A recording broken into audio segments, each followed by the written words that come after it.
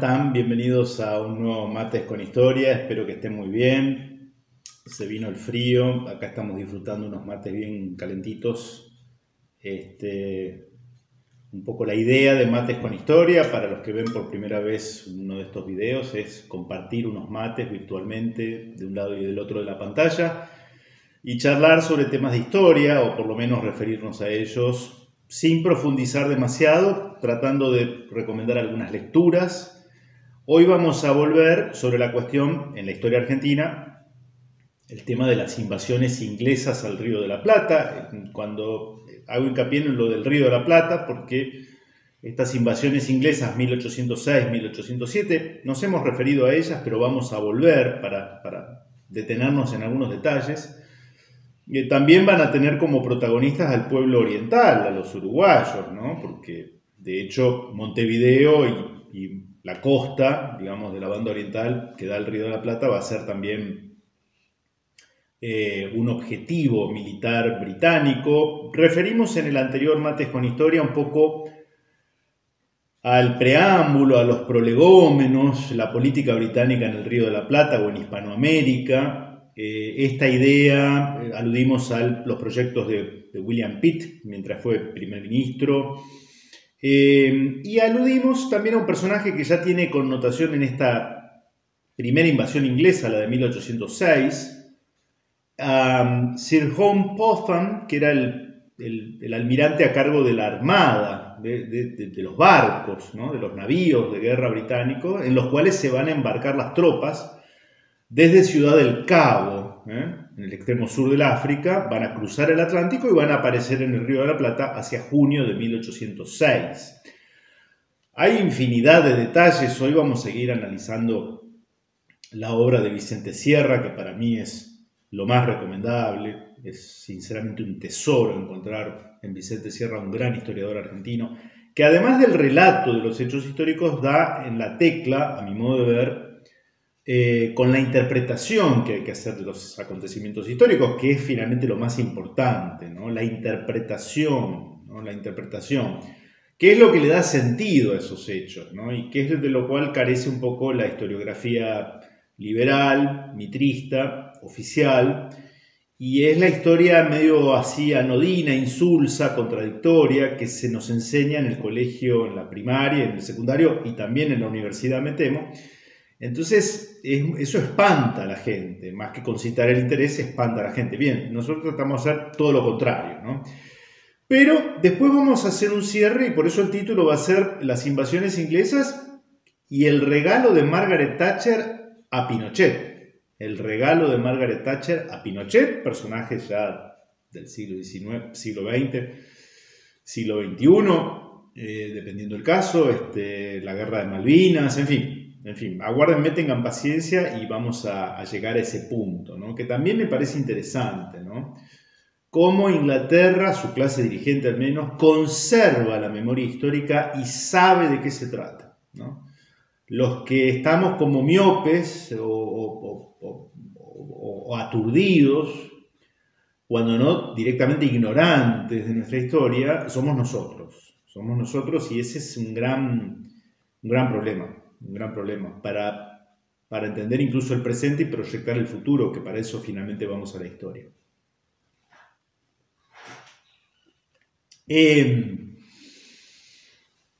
Cuando esa flota británica, que no es muy numerosa, ¿se acuerdan que habíamos dicho que estando en Ciudad del Cabo, Popham, John Popham, el almirante a cargo de la armada, de la escuadra, y William Carr Beresford, el comandante de las tropas terrestres, tienen noticias por parte de comerciantes británicos que hacían el viaje al África de que Buenos Aires está desguarnecida, ¿no? Que el puerto de Buenos Aires no tiene defensas por parte de las autoridades españolas, ni siquiera tampoco por parte de las milicias urbanas, ¿no? De criollos básicamente, dignas de consideración, y que por tanto es una presa fácil. Es una presa fácil. Dijimos que Popham Era un hombre de consulta por parte del almirantazgo inglés en la época, no era un improvisado, ¿no? Era un improvisado y por tanto decide cruzar el Atlántico y se posiciona frente a lo que sería hoy el sur del conurbano bonaerense, la zona de Ensenada, Quilmes, ¿no? Vamos a tratar de poner algunos mapas como para ubicarnos, ¿no? Es decir, algunos kilómetros al sur de lo que hoy es la ciudad de Buenos Aires, que entonces era una aldea bastante menor, ¿no? Poco poblada, 40.000 habitantes, 35.000 habitantes. Y se produce el desembarco, ¿no? Se produce el desembarco. Vamos a omitir algo que está muy analizado, que es la resistencia. Por supuesto que el virrey es Rafael de Sobremonte, ¿no? El famoso virrey que está en la sede, en la capital del virreinato, que es Buenos Aires. Él está sobre aviso, ¿no? Porque se va avistando el avance de la flota y el desembarco. Dispone que algunas partidas salgan al encuentro. Esto es desbaratado fácilmente, unos pocos tiros bastó para desbaratar la muy débil y tenue resistencia criolla, llamémosle así, al avance o al desembarco de los enemigos, de los invasores. Y la realidad es que el 24 o 25 de junio, no recuerdo bien la fecha, de 1806, Beresford, al frente de esas tropas, eran unos 1.500 hombres, que llamaban la atención, por supuesto, por su uniforme vistoso, la casaca roja, ¿no? Tan típica de las tropas británicas de esta época. Ingresa sin mayor resistencia a la ciudad de Buenos Aires, se posiciona frente al fuerte, la actual Casa Rosada, e ingresa, ¿no? El virrey Sobremonte se había retirado con intenciones, no por cobardía, esto está totalmente desmentido, ¿no? Sobremonte es un hombre que actúa en frío y que, por supuesto, sigue el manual que hay que seguir, que es que debe retirarse ante una invasión costera, debe retirarse y hacerse fuerte en algún punto del interior del virreinato. La ventaja de las tropas criollas, ¿cuál era? Bueno, la extensión del virreinato. Era obvio que los 1.500 británicos que desembarcan con Beresford en junio de 1806 y toman Buenos Aires no van a poder tomar más que Buenos Aires. Simbólicamente importante, pero si no se recibían refuerzos, cosa que lo primero que va a hacer Beresford es mandar un despacho diciendo que había tomado la capital virreinal. Y lo segundo más importante es ver lo de los caudales, ahora nos vamos a referir. Y pide refuerzos, claro, pide refuerzos para garantizar la ocupación, ¿no? En este momento estamos ante una Gran Bretaña, analizamos las razones, ¿no?, que llevan a Gran Bretaña a mover estas piezas, que apuesta por la toma militar de un botín apetecible, que eran posesiones importantes de su viejo enemigo, el Imperio Español, en América. No se compara Buenos Aires con lugares mucho más ricos, como puede ser Potosí, Lima, Quito, México o Cartagena de Indias. No tiene comparación. Pero lo estratégicamente importante que ven los británicos en la toma de Buenos Aires es que Buenos Aires, al controlar la cuenca fluvial del Río de la Plata y los ríos Uruguay y sobre todo Paraná, Paraguay, es la llave de entrada, el control, la llave de ingreso por vía fluvial, que es lo que los británicos tienen como fortaleza, ¿no?, al corazón del continente, ¿no?, al corazón del continente. Y acá se va a dar el tema que ya venimos analizando. Va a haber población nativa porteña, minoritaria, siempre digo esto, pero que va a entender que su rol puede llegar a ser más beneficioso si se garantizan ser los capataces, los colaboracionistas con los nuevos amos, ¿no?, los viejos contrabandistas del puerto, que analizamos en detalle y remito para que lo escuchen más en detalle en ese Mates con Historia relativamente reciente, en el que analizamos la situación del puerto de Buenos Aires, esa doble cara de Buenos Aires, ¿no? La ciudad de la Santísima Trinidad y puerto de los Buenos Aires, ¿no? La lucha de los contrabandistas con la figura de Hernando Arias de Saavedra, Hernán Arias, prototipo del criollo que defiende los intereses del conjunto de los pueblos del virreinato. Bien. La presa deseada por Beresford, Popham y compañía era el tesoro, los caudales que eran producto de los tributos que cobraba la metrópoli, España, de sus colonias. En este caso ya eran colonias. No voy a entrar de nuevo en esta cuestión, que a algunos parece que, no sé, lo sulfura demasiado. España ya no nos consideraba reinos en igualdad de condiciones con la metrópoli. Lamentablemente ya no era así, lo hemos visto, ¿no? Para la España metropolitana, en cuyo trono estaban los Borbones desde hacía un siglo, los territorios ultramarinos ya no éramos, repito, a esa parte en la que leímos parte del informe privado que hace Campomanes, creo, Jovellanos, uno de los ministros de Carlos IV, ¿no? Éramos colonias, ¿no? Colonias abastecedoras de la metrópoli, ¿no? De España, en ese caso. Bien, como colonias tributábamos impuestos y la recaudación, los caudales de todo el virreinato se concentraban en la capital, en Buenos Aires, y de allí se embarcaban a España. Bien, Beresford lo primero que hace es apretar, debe haber apretado a varios, diciendo ¿dónde están los caudales? ¿Dónde están los caudales? Los grandes civilizadores británicos lo que priorizan, ¿se acuerdan que dijimos también? Hay que distinguir lo que era el interés de la City de Londres, los banqueros, al final vamos a decir también, vamos a volver sobre este tema, de lo que era la corona británica que en esta época ya prácticamente no interviene, delega funciones, pero acá es el primer ministro, los primeros ministros, entendiéndose y reforzando militarmente lo que son operaciones en realidad cuyo beneficiario directo son los bancos de la City de Londres. Y dijimos el poder político tradicional, la monarquía, el parlamento, Westminster, que es una zona de Londres, y la City de Londres, que es otra zona, donde está el poder financiero. Bien, los caudales. Y bueno, llega el dato de que los caudales están, digamos, rumbo al norte de nuestro país, digamos, del virreinato. Y ahí hay creo que hay un grabado, una pintura que evoca que una partida de soldados británicos los intercepta a la altura de Luján, ahí a unos 30 kilómetros de la ciudad de Buenos Aires, donde ahora está la Basílica, ¿no?, de Nuestra Señora de Luján, patrona de la Argentina. Se incautan de los caudales, los suben a una fragata y los despachan a Londres. Lo primero que hace Beresford, lo que algunos entienden de modo tan ingenuo, ¿no?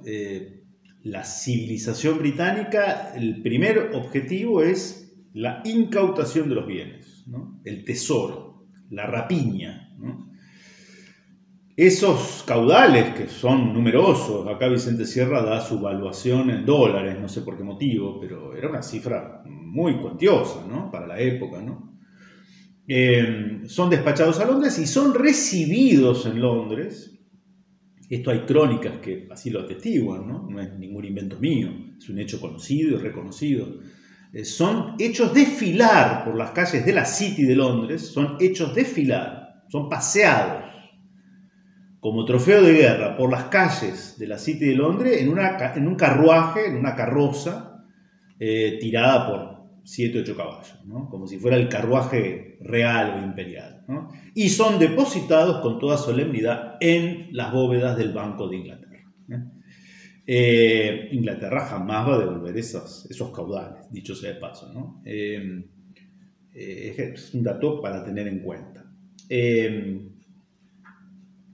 A la llegada, es curioso porque a la llegada a Londres de los caudales producto de la rapiña de la primera invasión inglesa, junio de 1806, los caudales llegan en septiembre. Cuando llegan los caudales a Londres y son depositados en el Banco de Inglaterra, Buenos Aires ya había sido reconquistada el 12 de agosto de ese año por Santiago de Liniers y sus tropas, las tropas criollas que lograron esa hazaña, luego de propinarle una fenomenal paliza a las tropas británicas, con ayuda de 1000 orientales,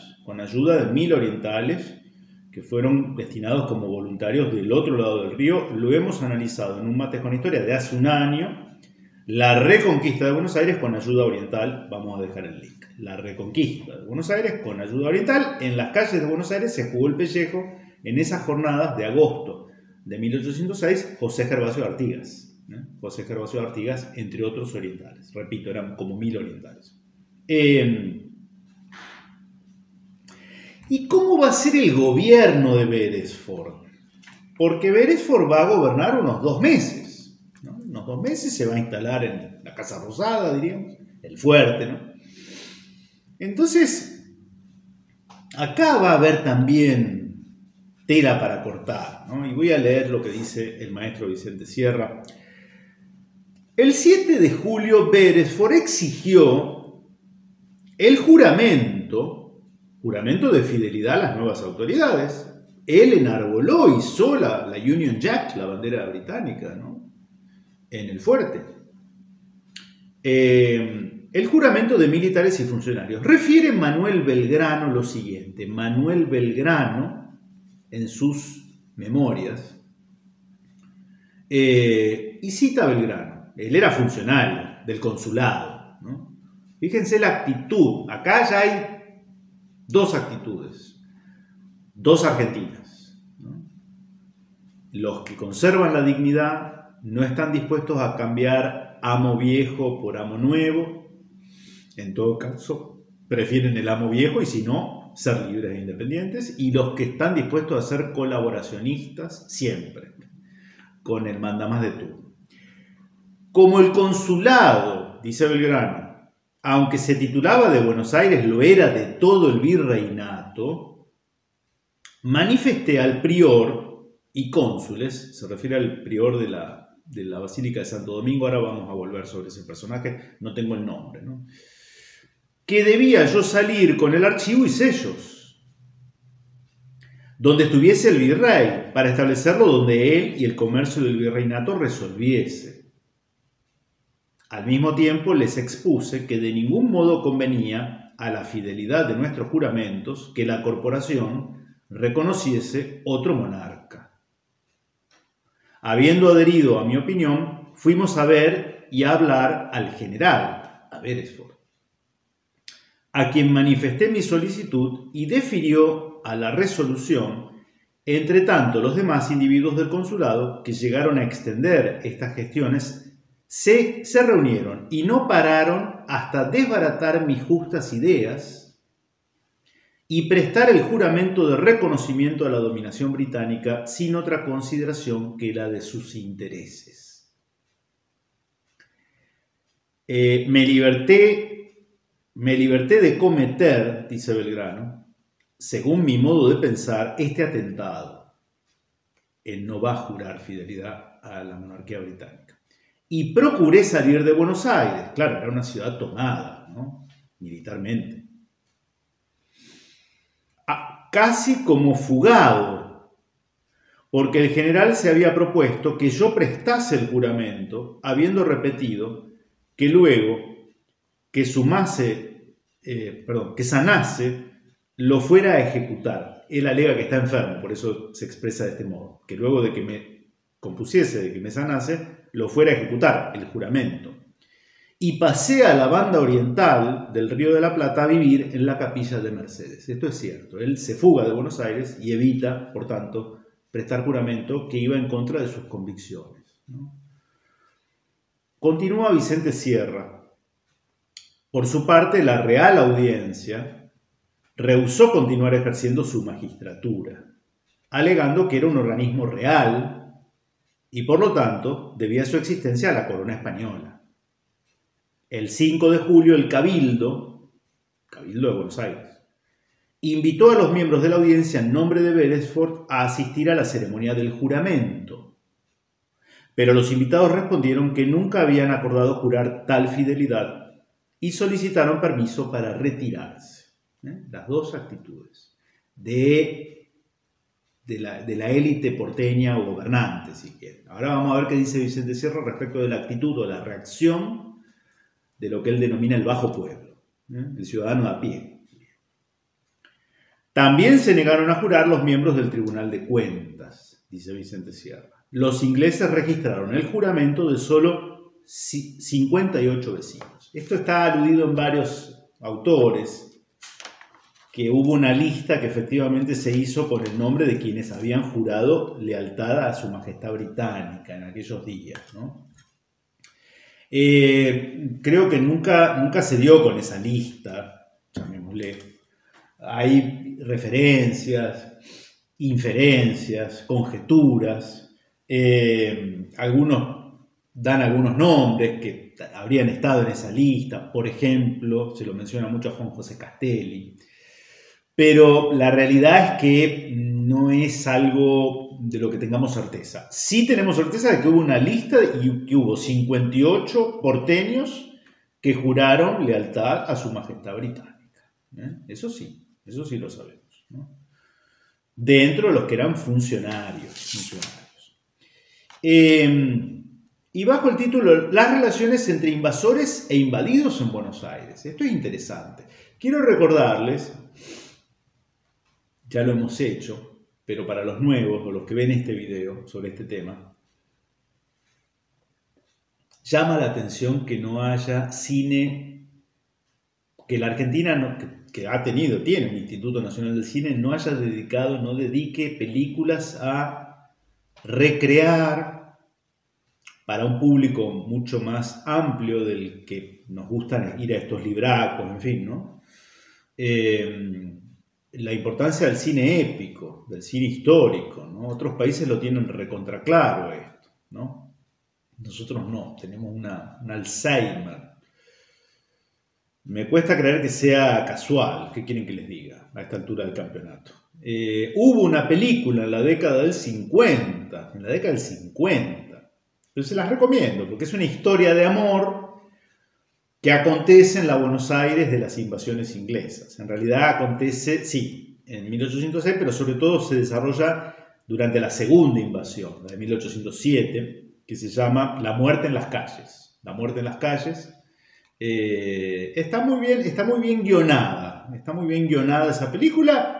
Es como ver un clásico del cine, pero a lo mejor no la han visto, la pueden ver en YouTube, ¿no? Y salvando las distancias, con un estilo cinematográfico muy distinto al actual, yo no conozco otra película dedicada enteramente. Algunos comentarios en algún otro Mates con Historia me han hecho la observación de que en algunas películas más recientes se toca tangencialmente. Por ejemplo, Cabeza de Tigre. Es una producción que tendrá unos 20 años, ¿no? Por ratos está subida y después la quitan, pero bueno, traten de buscarla. Está interpretada por Héctor Alterio, que hace el personaje de Santiago Liniers. Muy buena película, muy buena película. Llamativamente, o no, poco difundida. Pero bueno, películas que específicamente aborden la cuestión de las invasiones inglesas, salvo las que les he referido, algunas tangencialmente, ¿no? Dice Sierra, el general Beresford hizo lo posible para afianzar su conquista. Con plena conciencia de su debilidad, adoptó medidas tendientes a que la población no encontrara en la conducta de sus hombres motivos de desagrado. No era un tarambana, podemos decir, un tirabomba este Beresford, entendía, ¿no? Su primera actitud en tal sentido fue respetar usos y costumbres, procurando un mínimo de innovaciones. Tenía que ganar jornadas al tiempo, claro, tenía que ganar tiempo. Los caudales enviados a Inglaterra eran un buen pago por la aventura en que se había metido, que le ahorraba extorsionar a los vecinos para asegurar beneficios que la justificaran. sabía que la toma de la ciudad, avalada por el tesoro enviado, era suficiente para que de inmediato se enviaran fuerzas para sostenerlo y que hasta su llegada debía limitarse a minar la resistencia local con una conducta digna y bondadosa. Muy acertadamente Vicente Sierra dice, muestra una cara del poder británico que quizá no sea más que una máscara, ¿no? Para congraciarse con la población del puerto de Buenos Aires. Dicho sea de paso, la oficialidad, no la tropa. La oficialidad británica se va a alojar en casas de familia.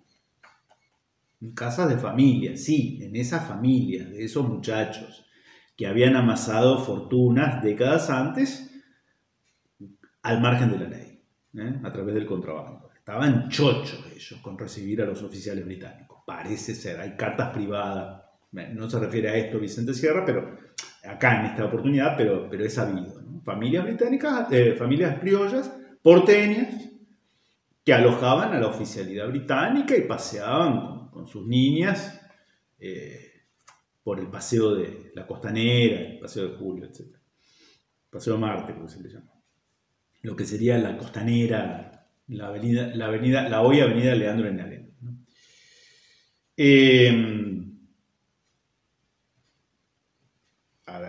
Justo es reconocer que tanto él como el resto de la oficialidad y la mayoría de la tropa supo comportarse de acuerdo a tales circunstancias. Al día siguiente de su entrada en la ciudad, reunió a las autoridades locales para informarles que debían seguir actuando como si nada hubiera ocurrido, salvo considerarlo como cabeza de gobierno, a él. Hizo llegar a las autoridades eclesiásticas su promesa de no inmiscuirse en sus prácticas. Claro, los británicos son anglicanos, desde hace ya 3 siglos.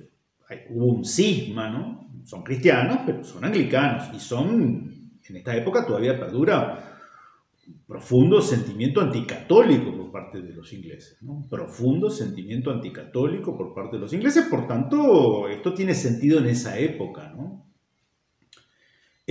Ofreciendo las más amplias garantías de su neutralidad. Presten atención a esto. En la oportunidad, el prior de los dominicos, ya había aludido a él, o sea, el prior,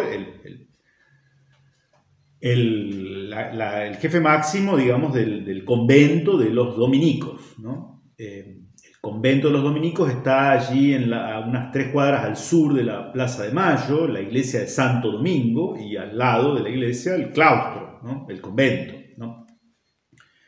El prior de los dominicos expresó en una carta su agradecimiento al invasor por la humanidad con que procedía, agregando que, y cita la carta del prior, aunque la pérdida del gobierno en que se ha formado un pueblo suele ser una de las mayores desgracias, también ha sido muchas veces el principio de su gloria.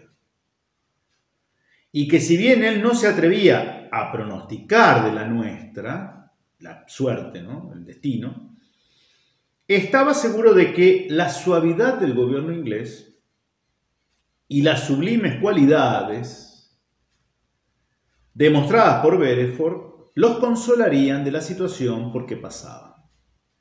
Y vuelve a citar al prior. La religión nos manda, añadió, respetar las autoridades seculares y nos prohíbe maquinar contra ellas. Sea lo que fuere su fe, y si algún fanático o ignorante atentase temerariamente contra verdades tan provechosas, merecería la pena de los traidores a la patria y al evangelio. Esto acá es curioso porque el protagonista de la Reconquista, un mes y medio después, Santiago Liniers, va a tomar la decisión de emprender esa empresa, que podría terminar mal, ¿no? Y él pagándolo con su vida. Una vez que fue a misa a la iglesia de Santo Domingo. Y hay testimonios que indican que él va y se compromete. De hecho, hay una placa allí en el actual templo de Santo Domingo.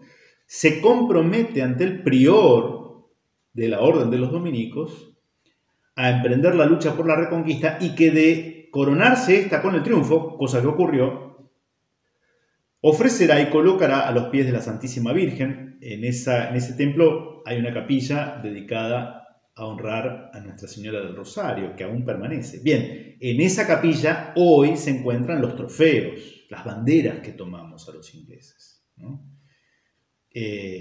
No se ve eso muy a menudo en cualquier otra parte del mundo. Esto solamente en Argentina. Uno entra a una iglesia y encuentra banderas de regimientos británicos, ¿no? Trofeos de guerra. Entonces, la actitud del prior de los dominicos me genera dudas. ¿Habrá sido todo una farsa esa carta dirigida a Beresford? Porque suena demasiado condescendiente, ¿no? Lo que acabamos de leer, esa nota a Beresford diciendo, estamos con ustedes, muchachos, mientras respeten nuestra religión. Y al mismo tiempo, al mes y medio, es consciente de que él ha sido testigo de que hay un levantamiento. Yo prefiero suponer que estaba en complicidad con Liniers, ¿no? Espero que esa sea la respuesta.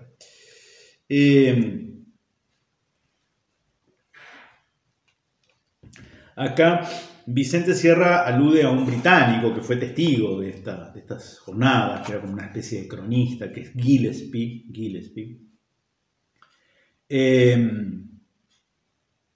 Gillespie, que se ocupó de la situación de los esclavos. Acá refiere a una cuestión que era que también le van con la noticia a Beresford de que los esclavos, había población esclava, negros esclavos, pocos, pero no como en Norteamérica, estaban sumamente enfervorizados con esto de resistir a los ingleses, ¿no? Qué curioso. Y Gillespie después desarrolla la idea de que, habiendo visto él cómo trataban a la población negra, los amos blancos en las colonias norteamericanas, era testigo de que acá a los esclavos se los trataba de otro modo. Eran esclavos técnicamente, no estoy justificando nada. Quiero decir que acá lo hemos analizado en ese Mates con Historia en el que respondimos al Washington Post, ¿no? Y acá hay un episodio, entonces parece ser que Beresford emitió una orden, como un general británico, de que cualquier tipo de insolencia, levantamiento, aprehensión o apresto militar o que indicara que los esclavos estaban a punto de sublevarse sería reprimida con el rigor propio de las leyes británicas, ¿no?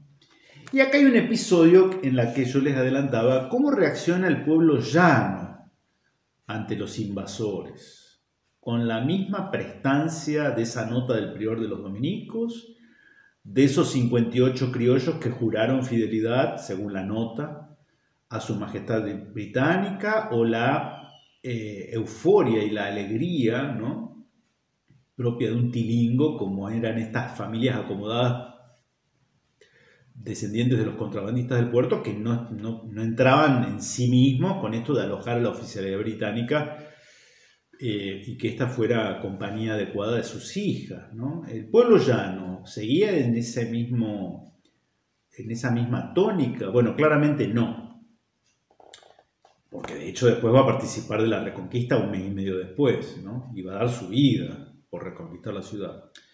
Pero acá hay un episodio que lo relata Gillespie y lo toma Sierra y dice: en cuanto al sentimiento del bajo pueblo, el cronista Gillespie refiere que comiendo en la fonda de los Tres Reyes, una fonda, ¿no?, de los Tres Reyes con Ulpiano Barreda, una joven que servía la mesa ocupada por Gillespie mostraba tal disgusto que éste le pidió gentilmente la razón de su desagrado, la moza.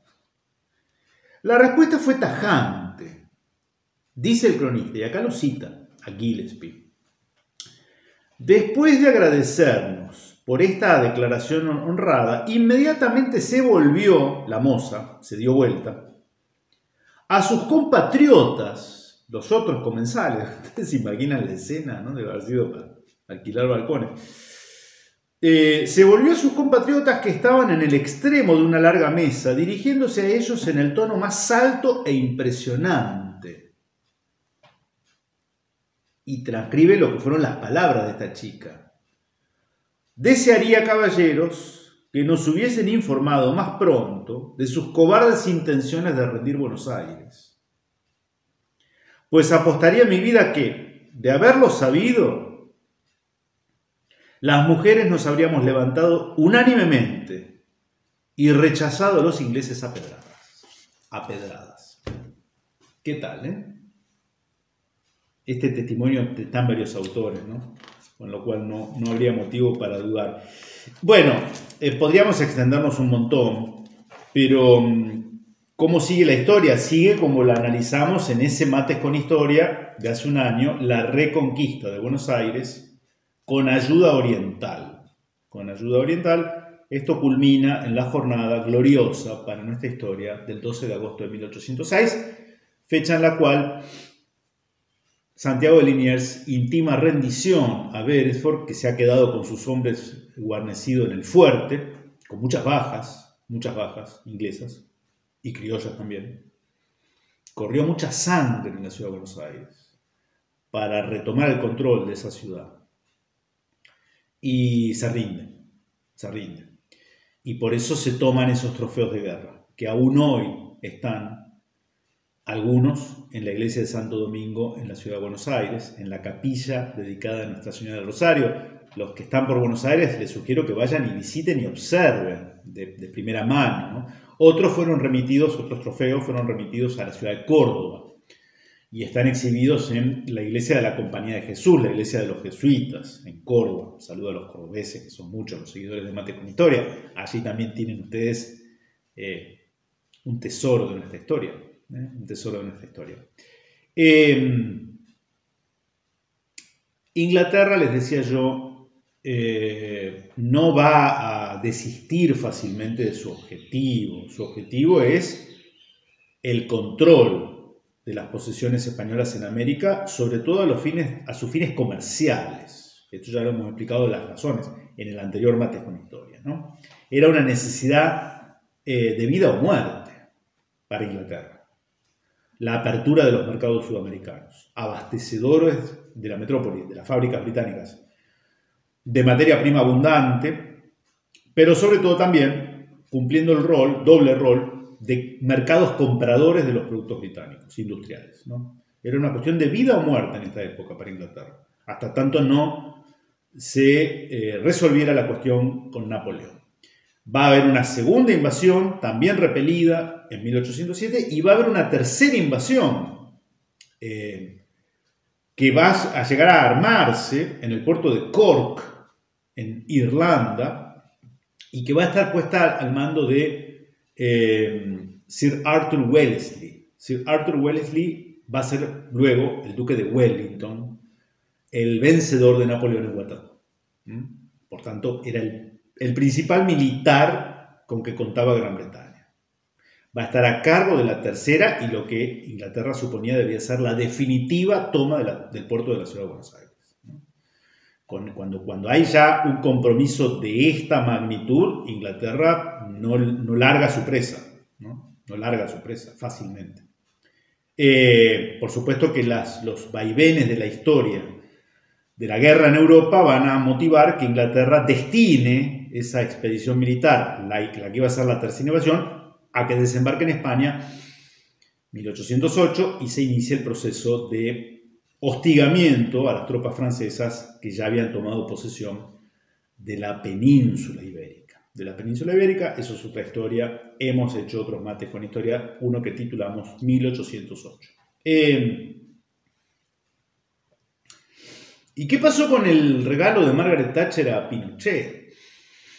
Hay cosas que yo creo que hay que ir hilando, ir concatenando, ¿no? Les recomiendo un libro para entender esta cuestión del poder financiero, de la City, los intereses de la City de Londres, de Walter Bagehot, que se llama Lombard Street. Lombard Street, la calle de Lombard o Lombard. Lombard Street es una calle en el corazón financiero, en la City de Londres. Sería como Wall Street versión londinense, ¿sí? Wall Street, donde están las corporaciones, los bancos, las finanzas norteamericanas. Bueno, Lombard Street es la versión británica, ¿no? Interesante para entender quién es quién en ese conglomerado de edificios emblemáticos apretados en pocas cuadras, ¿no? De la City de Londres. Inglaterra no olvida, su clase dirigente tiene una fenomenal conciencia histórica. Eso hay que reconocerlo, y hay que admirarlo, y hay que copiarlo, ¿no? ¿Cuándo van a hacer el desfile de la victoria tras la Guerra de Malvinas? Guerra de Malvinas, 1982, cesa el fuego en las islas, el 14 de junio de 1982, victoria británica, aunque nos pese, victoria británica. Bien, hacen un desfile de la victoria. Margaret Thatcher, la primer ministra británica entonces, a quien la guerra le vino como anillo al dedo, porque gozaba de una enorme impopularidad Margaret Thatcher por las políticas de ajuste, ¿no?, que estaba llevando a cabo, y la victoria sobre las tropas argentinas le da un respiro, y más que un respiro, le da un gran espaldarazo político, ¿no? El desfile de la victoria británica sobre las tropas argentinas en Malvinas en 1982, Inglaterra lo realiza el 12 de octubre. El 12 de octubre lo hacen, ¿sí? El Día de la Hispanidad. Ellos tienen perfectamente en claro lo que era Malvinas. Malvinas era parte, un eslabón de un enfrentamiento que venía de siglos, y que no era solo con Argentina. No, era un enfrentamiento secular entre dos modelos antagónicos civilizatorios, ¿eh? La hispanidad contra el predominio anglosajón, con todas las características de un lado y del otro. Entonces, el desfile de la victoria, Margaret Thatcher lo organiza el 12 de octubre. ¿Se entiende esto? Es muy significativo. Vamos a tratar de poner algún videíto, algunas imágenes. Y ese desfile se hace, el palco tiene a sus espaldas, donde está Margaret Thatcher y las autoridades británicas, viendo desfilar las tropas, se hace en la plaza donde está la Bolsa de Comercio de Londres. La Bolsa de Comercio de Londres. No se hace en Westminster o en el Mall, que conecta, digamos, la Plaza de Trafalgar con el Palacio de Buckingham, y de hecho no está presente en ese desfile como autoridad máxima británica la reina. No estaba la reina. Creo que la reina estaba de viaje, en un viaje programado, esos viajes que se anticipan mucho, pero lo cierto es que si la reina no estaba en Inglaterra, tampoco hubo nadie representando a la monarquía en ese desfile. No es que esté justificando la monarquía británica, lo que digo es distinguir quién es quién dentro de lo que es ese poder que llamamos el poder británico, ¿no? Ya venimos haciendo ese distingo desde el Mates con Historia anterior, lo ratificamos en este. Y en 1998 siempre se comentó durante la Guerra de Malvinas que los británicos habían contado con el apoyo logístico de Chile. Este es un hecho muy doloroso. Yo no quiero acá fomentar ningún tipo de discurso nacionalista de campanario, como diría Marcelo Bulo, ni no tengo nada en contra del pueblo chileno, al que respeto y valoro. Y creo que están sometidos a las mismas vicisitudes y contrariedades que nosotros, de un lado y del otro de la cordillera. Pero la realidad es que una cosa es el pueblo y otra cosa son sus gobernantes. Gobernaba Chile Augusto Pinochet, era una dictadura militar, Augusto Pinochet. Y en 1998 se da una situación muy particular. Esto no lo sé por haberlo leído, sino que lo sé por haberlo vivido, ¿no? Haber sido testigo de esto. Augusto Pinochet ya no era presidente de Chile, se encuentra en visita privada en Inglaterra y tiene una orden de captura internacional por crímenes de lesa humanidad emitida por un juez español, Baltasar Garzón, y por tanto es detenido por las autoridades británicas. Augusto Pinochet, presidente chileno durante el conflicto por las islas del Atlántico Sur, 1982. En 1998, ya no es presidente, es detenido en Inglaterra. Se inicia un proceso de extradición. Las autoridades británicas, me acuerdo que el ministro de Justicia del gobierno de Tony Blair era Jack Straw. Jack Straw tiene que decidir si concede o no la extradición solicitada por este juez español. Esto va a demorar meses. Y al final no van a hacer lugar a la extradición y Augusto Pinochet vuelve a Chile, donde va a residir hasta su muerte, ¿no? La que hace lobby para favorecer la situación de Pinochet es Margaret Thatcher, que tampoco ya es primera ministra, es una señora ya bastante anciana. Lo visita en su residencia particular, se sacan fotos, hace declaraciones, y ahí es donde Margaret Thatcher tiene que blanquear lo que, claro, oficialmente nunca se había reconocido, que hubiera sido imposible que Gran Bretaña hubiera triunfado en 1982, hubiera derrotado a las tropas argentinas si no contaba con el apoyo logístico del gobierno chileno. Hasta aquí las declaraciones de Margaret Thatcher. Pero ¿saben qué? Lo más curioso, vamos a tratar de poner, esto salió en algunos diarios de la época, ¿no? A punto de partir el avión que trae o que lleva de regreso a Chile al dictador Augusto Pinochet, Margaret Thatcher de último momento le acerca un regalo, un obsequio. ¿Qué le regala Margaret Thatcher a Augusto Pinochet? ¿Saben qué le regala? Ustedes me podrán decir, le regaló una botella de whisky, un libro, un ramo de flores, no sé.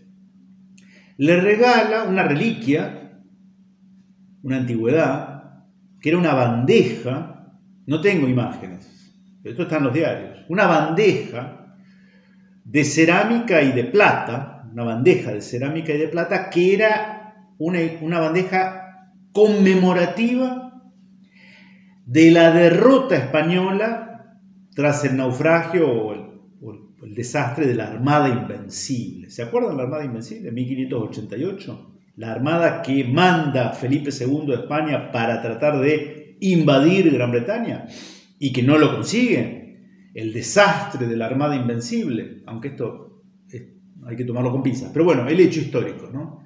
Otro símbolo que habla de que el poder británico le agradecía a un sumiso lacayo que había hecho de sirviente, de peón, indigno, traicionando a su propia hispanidad para asegurarle el control anglosajón en el cono sur de América. Es muy significativo. Estas cosas no se hacen al azar.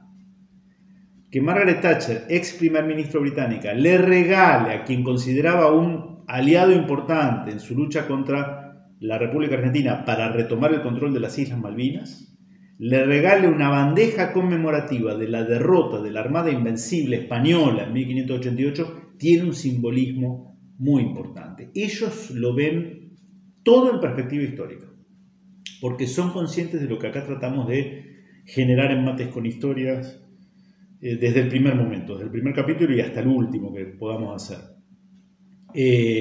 Si uno no entiende la historia, uno es como que está a tientas, es como un ciego sin bastón, ¿no?